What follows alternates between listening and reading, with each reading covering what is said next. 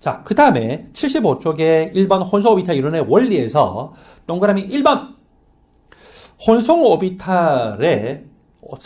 오비탈을 만드는 데 관여하는 원자 오비탈. 원자 오비탈은 모든 오비탈이 재료예요. 자, 원자 상태의 그 오비탈이 두 개예요. 혼성 오비탈 몇 개 만들까요? 두 개를 만듭니다. 원자 오비탈이 세 개가 혼성 오비탈을 만드는 데 관여했어요. 혼성 오비탈 몇 개 만들어질까요? 재료가 세 개니까 만들어지는 혼성 오비탈도 세 개. 원자 오비탈이 네 개가 관여하면 혼성 오비탈 몇 개? 네 개가 만들어집니다. 혼성 오비탈을 만드는데 원자 오비탈이 6개가 관여하면 혼성 오비탈 몇 개? 6개가 만들어집니다. 이제 거꾸로 해볼까요? 혼성 오비탈이 4개가 있어요. 그러면 원자 오비탈은 몇 개가 관여했을까요? 4개가 관여했겠죠. 그래서 항상 혼성 오비탈의 개수하고 그것의 재료가 되는 원자 오비탈의 개수는 같다라고 하는 것이 여기 동그라미 1번의 원리입니다. 혼성 오비탈을 형성해야 하는 수만큼 원자 오비탈의 혼성화가 일어난다는 겁니다. 그 다음에 이 동그라미 2번 이렇게 해서 2개 이상의 혼성 오비탈이 만들어졌다라고 생각을 해봅시다. 자, S 오비탈 하나와 P 오비탈 하나가 관여를 해서 2개의 sp 혼성 오비탈이 만들어졌어요. 또 S 오비탈 하나와 P 오비탈 2개가 관여해서 sp2 혼성 오비탈이 3개가 만들어졌다라고 생각을 해봅시다. 이렇게 혼성 오비탈이 만들어지고 난 다음에 이제 전자를 채워야 되죠. 그때 전자 채우는 원리는 무슨 원칙에 의해서 앞에서 배웠던 다전자 원자의 전자 배치 원리를 그대로 따릅니다. 항상 첫 번째 원리, N의 준위가 낮은 데부터 전자를 채웁니다. 아우프바 원리죠. 두 번째 원리, 이렇게 에너지 준위가 동일한 2개 이상의 오비탈이 있을 때는 전자를 몇 개씩 먼저 채워야? 1개씩 채우고 쌍으로 채운다. 여기도 한 개 채우고 난 다음에 그 다음에 또 전자가 남으면 쌍으로 채우죠. 이거는 전자 간의 반발력을 최소화하기 위한 후퇴 기술에 해당되죠. 그 다음에 한 오비탈에는 무조건 이것이 원자 오비탈이든 혼성 오비탈이든 나중에 배우던 분자 오비탈이든 간에 한 오비탈에는 최대한 전자가 몇 개까지만 들어갈 수 있다? 2개! 거기에다가 한 오비탈에 있는 전자 2개는 반드시 스핀 방향이 달라야 된다. 이 모든 것은 전자 간의 반발력을 최소화하기 위해서 그래요.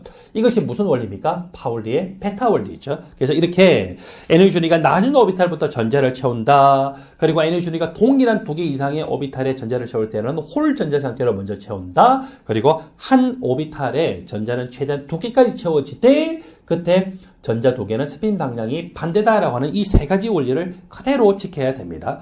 이제 혼성 오비탈에 대해서 전반적으로 정리를 합니다. 75쪽에 밑에 아래쪽에 표가 있는데 이게 혼성 오비탈에 대한 정리표이기 때문에 굉장히 중요한 표에 해당이 됩니다. 혼성 오비탈을 몇 개를 만들까라고 하는 것은요, 바로 Sn 값이라고 이야기했어요. Sn 값이 2, 즉 전자쌍이 뻗어있는 방향의 수가 2면은 혼성 오비탈은 몇 개 만들어져야 돼요? 2개. 그때는 S 오비탈 하나와 P 오비탈 하나 관여해서 sp 혼성 오비탈 2개가 만들어집니다. Sn 값이 3이에요. 전자쌍이 뻗어있는 방향이 3군데 방향이에요. 그때는 S 오비탈 하나 그리고 P 오비탈 2개가 관여를 해서 sp2 혼성 오비탈 3개를 만들게 됩니다. 왜 항상 S 오비탈 먼저 관여를 할까요? 왜 그러냐면은 이 원자 상태에서의 오비탈 중에 에너지 준위가 높은 거 먼저 가져야 될까요? 낮은 거 먼저 가져야 될까요? 낮은 거 먼저 가져야 되죠. 그러다 보니까 일반적으로는 S 오비탈을 먼저 혼성 오비탈을 만드는데 관여하고 가져오고 그 다음에 이제 필요한 개수만큼 P 오비탈을 가져오죠. 이번에는 Sn 값이 4예요. 전자쌍이 뻗어있는 방향의 수가 4군데 방향이죠. 그럴 때는 혼성 오비탈 몇 개 만들어야 돼요? 4개 만들어야 되죠? 자, 재료. S 오비탈 1개 먼저 가져와야 돼요. P 오비탈 몇 개 가져오면 될까요? 3개를 가져오죠. 그렇게 해서 혼성하면은 sp3 혼성 오비탈 몇 개가 만들어져요? 재료가 4개이기 때문에 4개입니다. sp3 혼성 오비탈 4개가 만들어집니다. 그 다음에 Sn 값이 4일 때 삼연체 구조가 아니라 평면 사각형 구조를 가지는 경우는 굉장히 드물죠. 자, 평면 사각형 구조를 가지는 경우는요, 바로 다음 챕터에서 이야기하겠습니다. 일반적으로 저주기 원소에서는 Sn 값이 4일 때는 대부분 다 삼연체 구조로 가져요. 평면 사각형 구조를 잘 가지지 않습니다. 그래서 다음 챕터에서 할 텐데, 그래도 한번 맛보기만 하면 이것은 주로 4주기 이상의 전위금속 원소에서 나타나요. 4주기 이상의 전위금속 원소 중에서 이제 전자가 채워져 있지 않은 오비탈이나 또는 우리가 쓸 수 있는 오비탈 중에서 에너지가 제일 낮은 것은 3d 오비탈이거든요. 그래서 3d 오비탈 하나 가져오면 이제 더 이상 가져올 게 없어요. 그리고 s 오비탈 하나, 그리고 p 오비탈 2개에서 d, sp2 혼소 오비탈 몇 개 만들어져요? 예, 4개가 만들어지겠죠. 전자쌍이 뻗은 방향의 수, Sn 값이 5일 때는요, 이 혼성 오비탈을 5개를 만들어야 되고, 자, 에너지가 제일 낮은 거는 S 오비탈이죠. 그 다음에 P 오비탈 3개 다 가져오면 더 이상 가져올 게 없으니까 뭘 가져옵니까? D 오비탈을 가져오겠죠. 그래서 sp3t 혼성 오비탈 몇 개? 5개를 만듭니다. 전자쌍이 뻗어 있는 방향의 수, 즉 Sn 값이 6인 경우에는 혼성 오비탈을 6개를 만들어야 되고, 결국 그 혼성 오비탈들은 나중에 전자가 채워질 텐데 전자 간의 반발력을 최소화하기 위해서는 혼성 오비탈 그 자체가 팔면체 구조를 가집니다. 제일 에너지가 낮은 S 오비탈부터 가져오죠. P 오비탈 3개 다 가져오면 더 이상 가져올 게 없으니까 4개밖에 없어요. 재료를 2개를 더 가져오다 보니까 D 오비탈에서 몇 개 가져옵니까? 2개. 그래서 D 오비탈에서 2개 가져와서 각각의 혼성 오비탈이 sp3 D2 혼성 오비탈 몇 개가 만들어졌어요? 6개가 만들어졌습니다. 그래서 항상 혼성 오비탈이 몇 개가 형성될까라고 하는 것은 기본적으로 루이스 구조를 먼저 그리고 난 다음에 그 루이스 구조에서의 전자쌍의 뻗은 방향의 숫자인 Sn 값이다. 그리고 이 Sn 값에 따라서 항상 혼성 오비탈을 만들 때 원자 상태에서 S 오비탈부터 가져오고 그 다음에 P 오비탈 가져오고 모자라면 뭐까지 가져와요? D 오비탈까지 가져오더라. 근데 평면 사각형 구조인 경우에는 에너지가 낮은 것 중에서 쓸 수 있는 게 D 오비탈이 먼저 쓸 수 있기 때문에 D 오비탈 가져오고 S 그리고 P 오비탈 2개 가져왔기 때문에 T2sp2다라고 한다라고 하는 것을 조심하시기 바랍니다.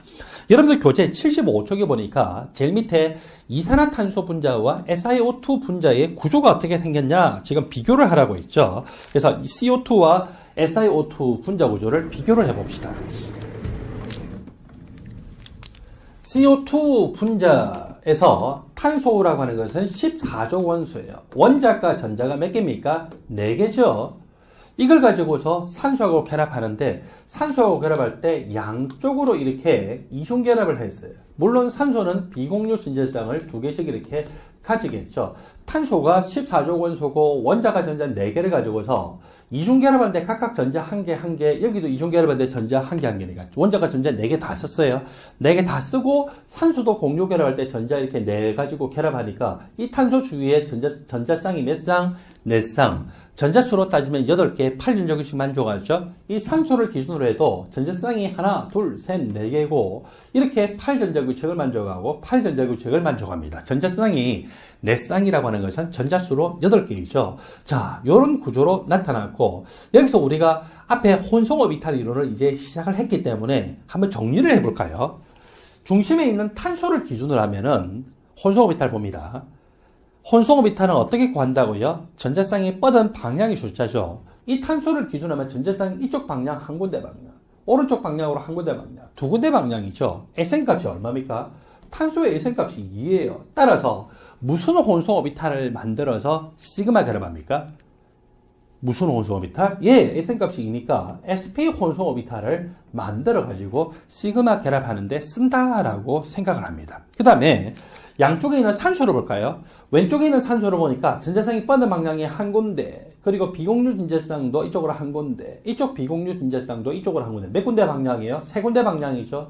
그러면 Sn 값이 얼마? 3. 그러니까 이 산소는요, 시그마 결합할 때 쓰는 혼성 오비탈이 sp2 혼성 오비탈. Sn 값이 3일 때는 sp2 혼성 오비탈이에요.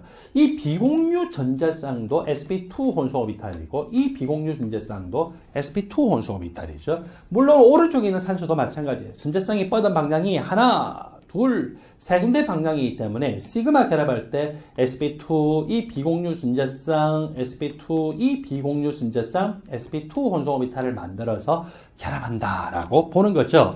자, 이렇게 됐는데 이번에는 SiO2 분자에 대해서 생각해 볼까요? SiO2에서 규소는 마찬가지로 14족 원소예요. 그리고 원자과 전자는 몇 개입니까? 4개이죠. 우리가 전자를 이런 식으로 표현을 하는 경우도 많았었어요. 자, 이렇게 원자과 전자 4개로 탄소하고 스토리가 비슷하죠?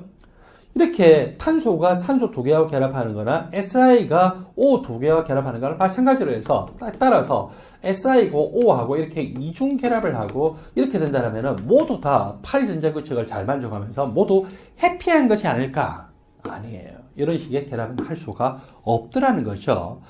첫 번째 결합은 시그마 결합이에요. 두 번째 결합은 파이 결합이죠. 첫 번째 결합 시그마 결합, 두 번째 결합 파이 결합인데 일반적으로 이렇게 따져봤더니 이 3주기 원소와 2주기 원소의 파이 결합이 효율적으로 이루어지지 못하는 경우가 많더라는 거죠. 그래서 이것 때문에 SiO2에서 Si는요 파이 결합을 할 수가 없어요. 그래서 2주기 원소와 3주기 원소가 파이 결합하는 경우도 있지만 규소 같은 원소는요, 이 산소하고 파이 결합을 효율적으로 할 수가 없습니다. 파이 결합이 비효율적이더라 이거죠. 그래서 비효율적이기 때문에 따라서 파이 결합을 한다 안 한다? 파이 결합을 안 한다 이거예요. 비효율적이면은 그만큼 자기가 불안정하다는 거거든요. 그 다음에 한편 Si와 O하고의 시그마 결합은 또 굉장히 강한 결합이에요. 우리가 앞에서 공유 결합할 때 기본적으로 이 단일 결합하는 결합력, 단일 결합하는 공유 결합의 결합력은 뭘 가지고 판단했느냐? 서로 다른 비금속 원소가 결합을 할 때는 전기 음성도의 차이를 가지고서 이 판단한다고 했죠. 규소 전기 음성도 1.8입니다. 산소 전기 음성도 3.5죠. 전기 음성도 차이가 1.7이나 나죠.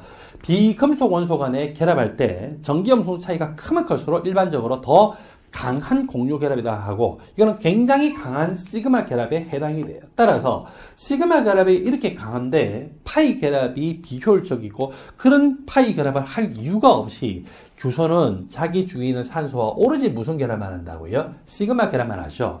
규소가 14조 원소니까 자기 주위에 있는 산소와 시그마 결합하면은 시그마 결합 몇 군데 할 수 있어요? 4군데 할 수 있죠. 그래서 이 공유 결합할 때 이 시그마 결합할 때 전자 1개, 산소도 전자 1개 내고 여기도 규소 전자 1개, 전자 1개, 전자 1개 각각 산소도 전자 1개씩 내겠죠. 이렇게 해서 공유 전자쌍을 형성하면서 시그마 결합하는데 이 규소는요 모두 시그마 결합만 하고 있습니다. 시그마 결합만 하고 있고 물론 전자쌍이 뻗은 방향은 하나, 둘, 셋, 4군데 방향으로 뻗었기 때문에 규소는 모두 sp3 혼성 오비탈, sp3 혼성 오비탈, sp3 혼성 오비탈, sp3 혼성 오비탈 가지고 산소하고 결합을 하게 됩니다. 그리고 그러면은 규소가 산소하고 파이 결합하지 못한다면은 산소는 또 어떻게 될까요? 산소는 자기 주위에 있는 규소 2군데와 결합하죠. 보통 이 산소가 포함되어 있는 가장 심플하면서 가장 널리 알려져 있는 분자가 H2예요. 그래서 이렇게 산소가 시그마 결합을 2군데 할 때는 비공유 전자쌍을 기본적으로 가지고 있습니다. 이 산소가 규소와 시그마 결합할 때 전자 1개, 또 이쪽도 전자 1개 썼죠.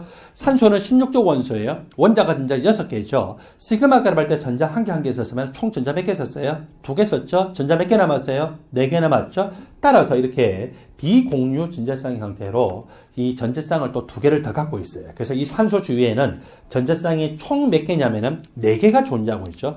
산소 주위에 전자쌍이 뻗은 방향이 4군데다. SN 값이 4라고 하죠. SN 값이 4일 때 산소는 무슨 혼성 오비탈로? 예, sp3 혼성 오비탈, sp3 혼성 오비탈. 그리고 비공유 전자쌍도 sp3 혼성 오비탈에 있는 것으로 보죠. 이렇게 해서 규소도 자기 주위에 전자쌍이 뻗은 방향이 4군데, SN 값이 4고요.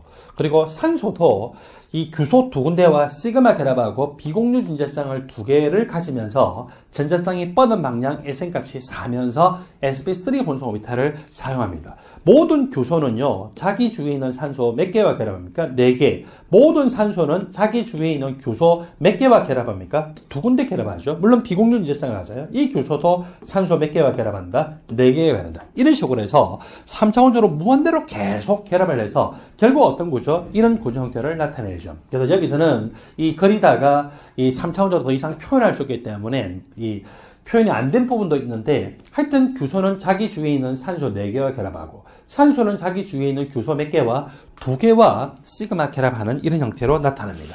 그러면은 규소와 산소가 왜 파이 결합을 하지 않고 오로지 시그마 결합을 하느냐? 바로 다음 페이지에 그 그림으로 나타나 있죠. 이산화탄소에서 탄소하고 산소가 파이 결합을 했다라고 하는 것은 서로 2p 오비탈과 2p 오비탈이 사이드웨이로 겹치면서 결합했는데 교소는 3주기 원소이기 때문에 파이 결합하려면 무슨 p 오비탈 씁니까? 3p 오비탈. 산소는 2주기 원소이기 때문에 2p 오비탈을 쓰고 이 3p 오비탈과 2p 오비탈은 전자가 발견될 수 있는 확률이 높은 곳의 위치가 달라요. 2p 오비탈은 핵에 좀 더 가까운 곳에서 전자 발견되죠. 3p 오비탈은 핵에 좀 더 먼 곳에서 전자가 발견돼요. 전자가 발견되는 위치가 핵을 기준해서 비슷해야 이렇게 겹침이 효율적으로 이루어지는데 비슷해야 겹침이 효율적으로 이루어지는데 이거는 전자가 발견되는 게 핵으로 더 멀고 이거는 가까우니까 서로 어때요? 전자가 발견되는 이 확률이 높은 곳의 위치가 일치하지 않아서 이 오비탈 겹침이 비효율적이다라고 표현을 할 수가 있습니다. 여러분들 교재 76쪽에 보니까 이번에는 벤젠의 구조가 나타나 있죠. 벤젠이 어떤 혼성 오비탈을 써서 결합할까라고 하는 것을 한번 정리해 볼까요?